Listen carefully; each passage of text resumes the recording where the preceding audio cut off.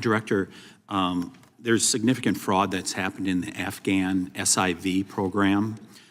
There's a bribery scheme that was identified by the Department of Justice and brought to light where they're submitting fraudulent letters recommending SIVs to the State Department. Are you familiar with those SIV cases that are being taken care of where there's fraudulent applications being put in?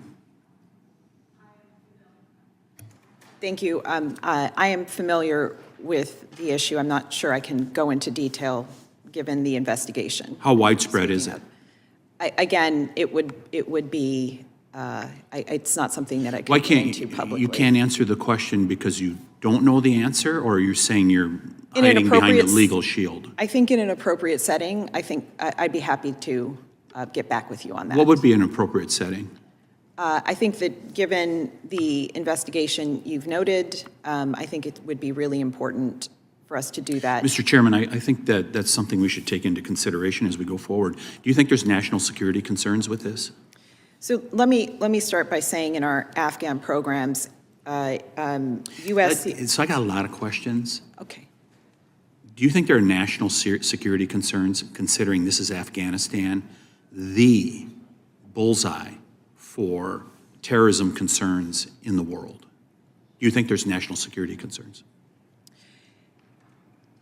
With regard to each application before us, we take every case we review, case by case. We run them against our security and vetting systems. Do you believe there's national security concerns with the Afghans when there are Afghans coming in fraudulently with fraudulent applications? The Department of Justice has referred them. They know this is happening. Don't you think that there's national security concerns? The security and vetting and the safety of the American people is number one for us. Will you re-vet, so these people that have been identified, will your agency re-vet them now that you know some of them have submitted fraudulent applications? We look at every case before us, any request before us, and use the strongest security and vetting we have available for whatever threat may or may not be in front of us. That is a connection that we have with our law enforcement and intelligence partners. This is the strongest vetting when you have the Department of Justice that's forwarding these cases now saying, these are being done fraudulently. You know, Mr. Chairman, I think this is part of the reason why the other side was saying, we've completed 10 million cases. Not hard to commit 10 million cases when you're not reviewing them. I want to change topics a little bit here. Do you think the children of foreign tourists should receive citizenship? The children of foreign tourists, do you think they should receive citizenship? Let me give you a context so you can answer. I'm not quite understanding your question. Since 2009, communist Chinese passport holders have been permitted to sidestep the U.S.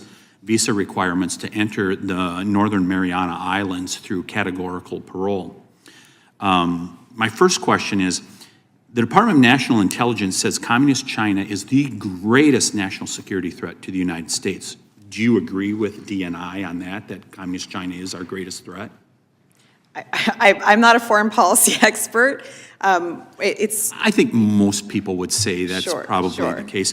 And so why is the administration allowing this to continue, where it is not required of a Chinese communist national coming into the Northern Mariana Islands without a visa, having a child, and that child becomes a citizen? Do you think that should be the case? Congressman, there are more children being born via birth tourism on the Mariana Islands right now than there are domestic children being born because of that loophole. They don't even have to have a visa to come in here. And here's a Chinese national, maybe affiliated with the Communist Party, that is able to get citizenship for their child. I'm just going to close with this, Director. I'm going to ask you the Vice President Harris question. First of all, you're a political appointee, right? Yes. Yeah. Do you have any regrets over what's happened over the last 4 years with the open borders policies in all its different ways here in America? I am proud of the efforts that this administration has made with regard to its efforts. So you have no regrets? Southwest border. You have no regrets? Again, the largest, I'm just going to close with this. Sure. You have been part of the largest human trafficking operation since slavery in the United States of America. It is the people of the United States voted for change on November 5th, and we can only pray, Mr. Chairman, that it happens soon.